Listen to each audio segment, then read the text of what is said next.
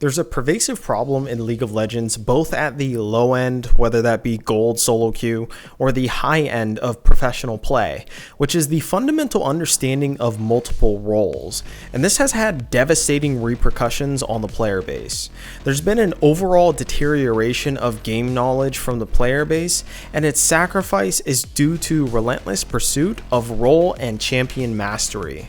But we have to go back in time to figure out how this all happened. And it started with how Riot constructed solo queue and the ranked ladder. So I've been playing League of Legends since season 1, way back in 2009, and back in my day, when you joined a ranked lobby, the 5 players on your team were assorted based on MMR. First picked was always the highest MMR, and they got all 3 bans. Yes, there were only 3 bans per team.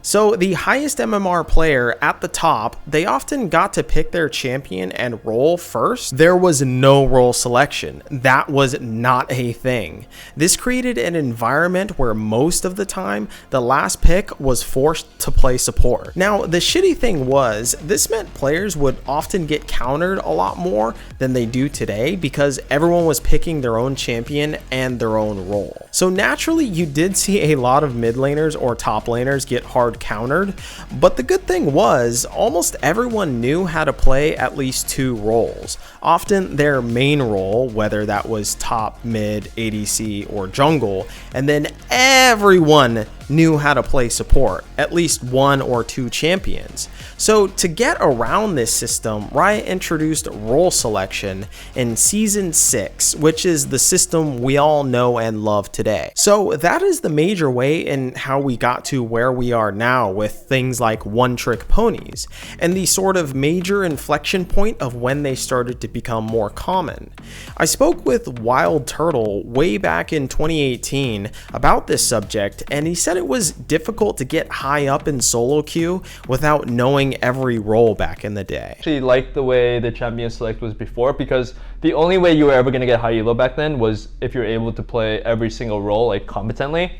And nowadays, if you have players that are strictly bot lane players and you see them play another role, you're like, this guy has no idea what he's doing in this game. Now, I remind you, this interview was back in 2018, 5 years ago, and the problem of knowing multiple roles has gotten even worse. Now, before we go fully into this idea, I need to give a brief history on crystallized intelligence. The theory of 2 different types of intelligence was widely introduced and accepted in 1963 by a psychologist named Raymond Cattell, who stated that there is 2 types of intelligence: fluid intelligence and crystallized intelligence. Fluid intelligence is what you would normally think of when describing intelligence. It's the ability to problem solve on the fly and is associated with short-term memory. Crystallized intelligence is drawing from past experience and is essentially what we would colloquially call wisdom because it's associated with long-term memory. Think of fluid intelligence as RAM and crystallized intelligence as your hard drive. The epitome of crystallized intelligence would be the one-trick pony. That is a player that only plays one champion. But there's a key issue with the one-trick at the top end of the solo queue ladder. Say you're a challenger player. You're the best Riven. You're incredible on the champion and you know all matchups. You decide that you need to widen your champion pool, so you pick something like Ornn. Now, the problem with this scenario starts here. You're in Challenger facing against Challenger players, but your Ornn is nowhere near Challenger level. Maybe you're about Diamond 4 in skill level with Ornn because obviously you still have general game knowledge about League, such as objective control, TP usage, wave management, to a general degree no matter what champion that you play. Riot actually knew this, so they introduced positional ranks in 2019, but it was quickly removed. Now, since you're playing Ornn and your skill level is so low, you're going to lose LP surely, which already disincentivizes you from playing the champion. Not only that, but your teammates all know you for Riven and automatically get tilted if you're not on that champion, because everybody knows everybody in high elo. So now it's socially enforced that you should play your best champion. Now you see the entire dilemma of the one trick. The problem with one tricks is that they don't know when to switch champions. This is something I talked about with Viper, who is one of the best Riven players in the world and briefly played in the LCS.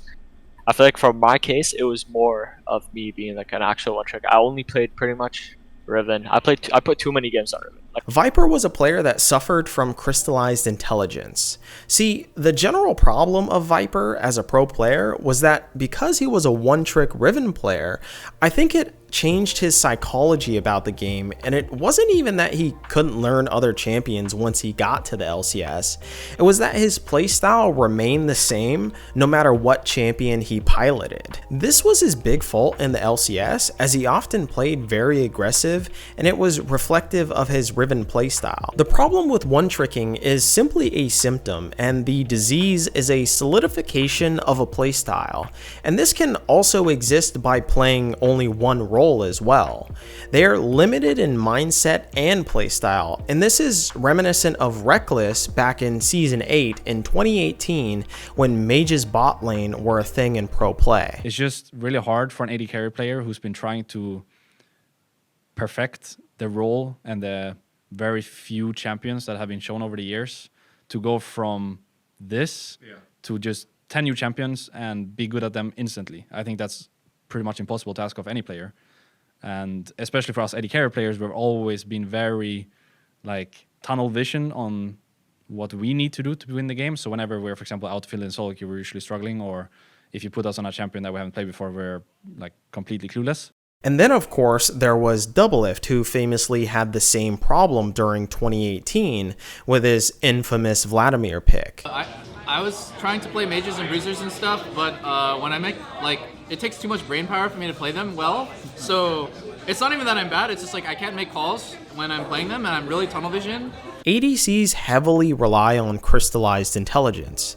The ADC role is a very specific playstyle, one that usually encompasses range, enemy cooldown tracking, optimal threat assessment, and knowing where your ally frontline is. Mages play so differently given that their power spike is earlier and they usually have some form of crowd control, and their own ability cooldowns are more important than an ADC's would normally be. It requires a much different thought process and therefore a different mindset.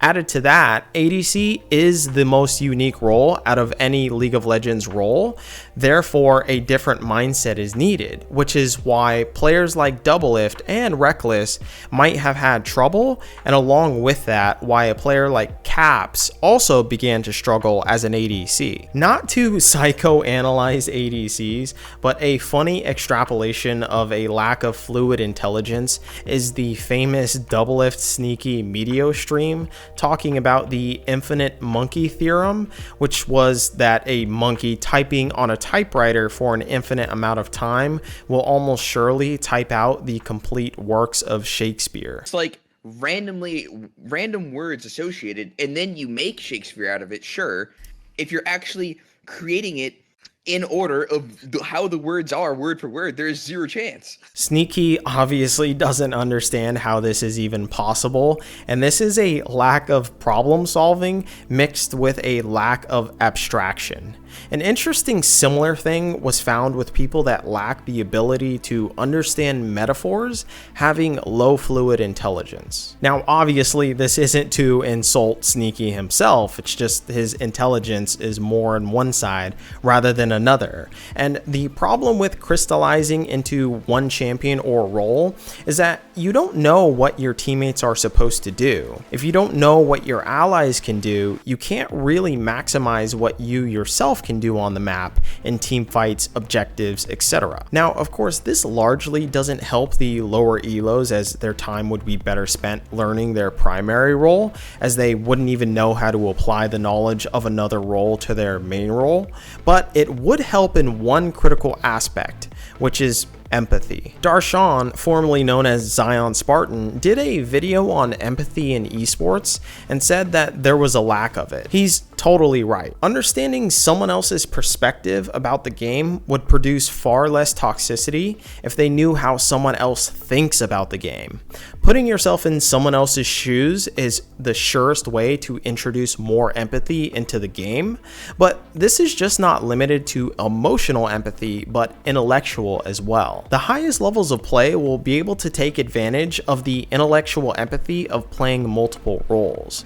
You'll begin to understand from the very beginning how your role impacts other roles, and I mean this from the very beginning at Champion Select. Fleshing out a cogent team composition through understanding win conditions is simply another form of empathy and takes an understanding of the totality of another role, and it's not possible if you have not played other roles. The same goes for endgame. Understanding how jungle routes work to a fair degree, or how a 1v1 matchup goes in the top lane, or the enemy cooldown threats an ADC needs to keep track of during the late game teamfights. All of these factors can help higher level players understand how to perform their own role better and create more empathy within a team, whether that be High Diamond or the LCS. Dopa is a great example of someone that understands the concept of fluid intelligence versus crystallized intelligence in the translation post that was done on Reddit back in 2020. He talks about his attention theory, which basically says that you only have a certain amount of processing power you can use for paying attention to certain things. Last hitting, where the enemy jungler is, trading, etc. One trick shortcut this by not having to pay attention to their own champion as much. This allows them to use that attention they would normally need to pilot their champion and use it on something else. The one aspect he doesn't touch on though is habit. I do think that one-tricking a champion or role can lead to bad habits and a linear thinking about the game as a whole rather than dynamically, which leads to an over-index on crystallized intelligence. The problem with Riot's positional rank system is that it only works in low elo or in high population servers. It does not work in high elo NA solo queue. As you get higher in elo, there are naturally less people. The top 1% of 2 million is 20,000. You then have to factor in there's only X number of ADCs, X number of supports, X number of top laners. That initial number of 20,000 suddenly looks much smaller once you break it down by roles. Compare the North American server population to, say, EU West, it's 2 times smaller. Compared to Korea, it's 2 times smaller as well. So now you have a ton of people autofilling and they've been conditioned to play only one role, or worse, one champion.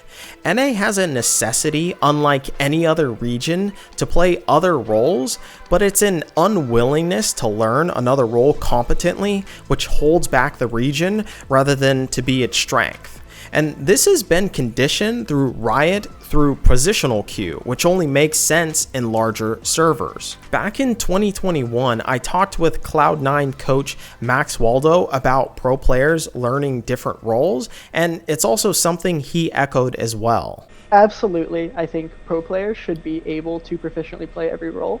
And the reason why this is so important is because you have to have an understanding of every role to play your role at an elite level.